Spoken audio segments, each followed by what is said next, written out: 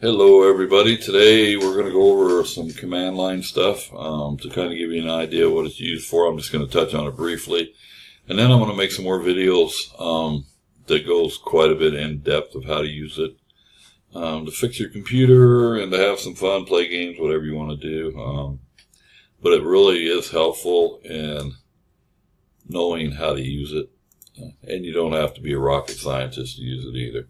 So to access it, we're going to go to CMD, and that's going to bring the file up here, or the folder. And you're going to right-click it and run as administrator. Okay, now I'm going to get out of here, and we're going to do it again a different way. You can press your start menu, and everybody's start menu might be a little different. But to find it, you usually go to your accessories, wherever that may be, which is up here. And it'll be a little black box. Usually it says C:/. And again, don't just click on it. Run it as, right-click and run as administrator. That way you don't have to worry about any permissions or anything. Okay, this is what the command line looks like here. And let's see if I can move this down a little bit. There we go. I just didn't want to block the start menu there. And we'll see if we can move this up a little bit. Now, we're just going to have to give in for, let's move this down a little bit, make it a little easier for us. Okay, now, here is the System32 folder. Now, if you were to look in this folder, there's a lot of stuff in here. So if we type dir, that's going to show us what's in there. And there's just a lot of stuff in there, but you really don't need to go in there to start for a while. That's used for, there's stuff in there used for troubleshooting and stuff like that, but what we're going to do now, we're going to change directories. Instead of being in a System32 directory, we're going to move up a directory. And how to do that, you push CD and a couple periods. And now that's put us in the Windows directory. If you wanted to look in this directory, again, you would press dir for directory.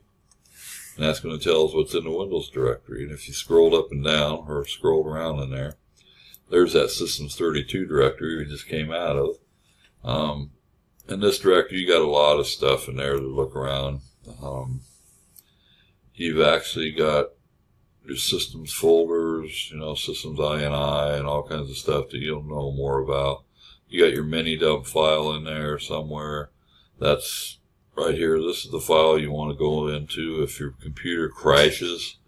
You can go in there and it'll kind of give you an idea of why your computer crashed, and then you can look it up on the internet. And it's really good for troubleshooting. But we're going to move another directory up, and we're going to type CD, change directory. And now we're in the root directory. That's what I call it. And to see what's in that directory, we're going to press dir again. And now we can go into this directory, and this is the one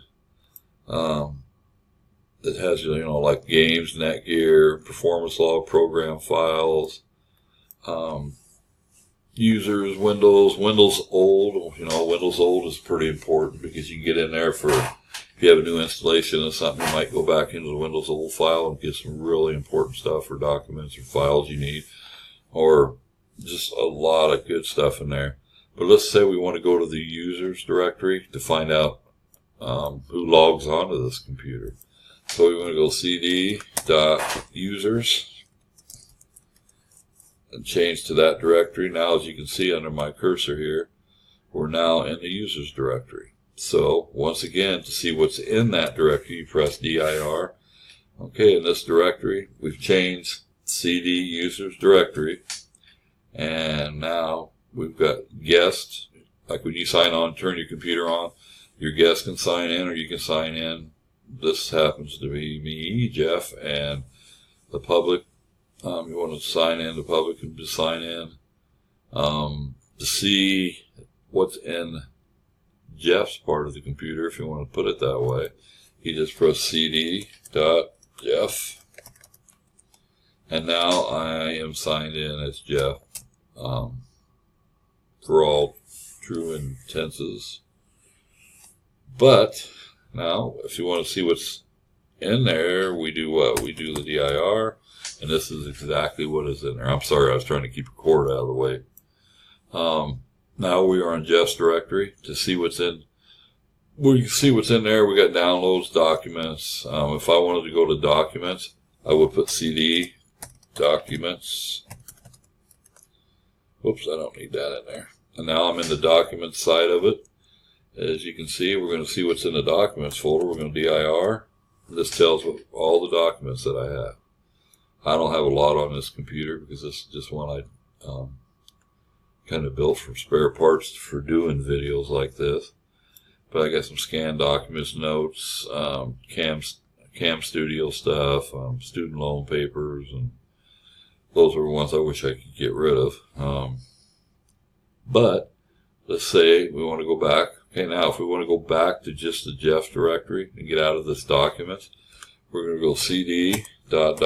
and that's going to take us back to that directory. Now we're going to go dir to see what's in my folder again, or directory. And let's say we want to go to pictures. So to go to pictures, we're going to go to cd pictures, pictures. Now we're in the pictures directory. Now we're going to see what's in there for pictures. Type in dir, and this has a list of the pictures. There's a divorce custody. I helped somebody file divorce. There's some JPEG images in here. This one here, I think this is Colby Covington from the UFC. But if we wanted to go to his picture, how do you think we would get to that picture? Would we cd colby .jpeg? Nope, it says the directory name is invalid. So that's not actually a directory name, is it? Let's try this. How about let's just put Colby, colby .jpeg. Will that work? Yeah. It's going to put up the picture of him. Because that wasn't actually a director, all I did was just go to the actual picture. Okay. And now, let's go ahead and get out of here. So that just gives you kind of an idea of what some of the things you can do.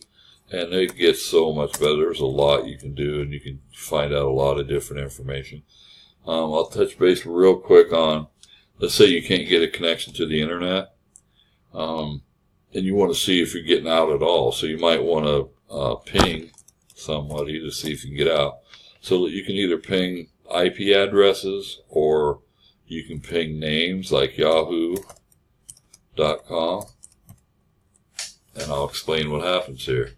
Now, when I've done a ping to yahoo.com, I sent 4 packets of information out. And as you can see right here, there were 4 packets sent, 4 packets received back, and I lost 0. So I never lost a packet. They all went, they all came back. There's 0% loss.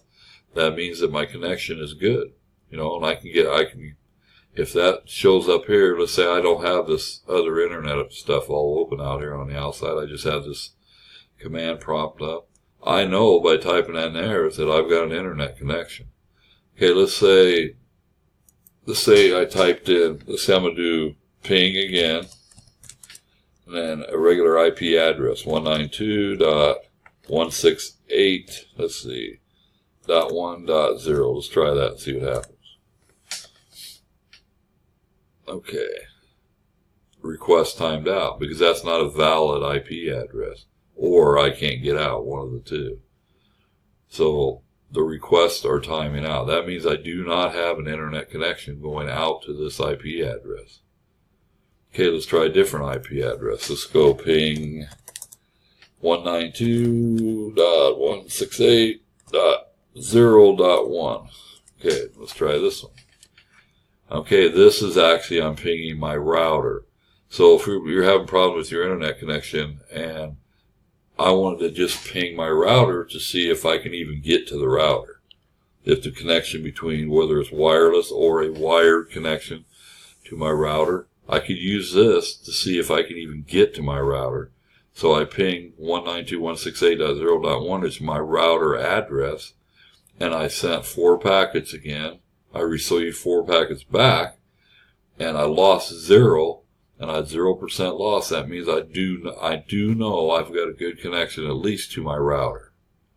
And then once from the router, my example was I pinged Yahoo, and I know that I can get out to the internet. I know my connection's good from here to the router.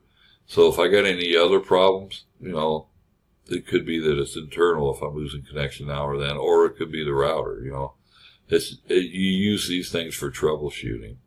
Let's try one more command before we get off. I'm going to put IP, let's see, what do we want? IP config /all. This will show me what connections I have on my internet right at this moment in my house. Wherever I started at. Okay. There's my command IP config /all. I'm on Jeff's PC. My connection to this PC is 192.168.0.3. That's my subnet mask. My lease was obtained on this date. My DHCP server is 192.168.0.1. That would be my router. This is my router. This is my IP address on this computer. And there's another DHS servers. This just gives me all the information I need about my connections in my house. And all that can be used for troubleshooting. And if you wanted to clear all this mess up, and so you can see, because it gets a little confusing after you get so much on there, just type CLS and it clears it all up. Okay, we're going to exit out of this for now, and I'm going to be making more videos so that you can make all sense of the command line and how easy it really is to use. It's just a few commands. Once you get used to them, you can manipulate a lot of files and folders on your computer and use it for troubleshooting. But I'll be making a lot more of these videos, and you can get them if you like and subscribe. Alright, thanks a lot.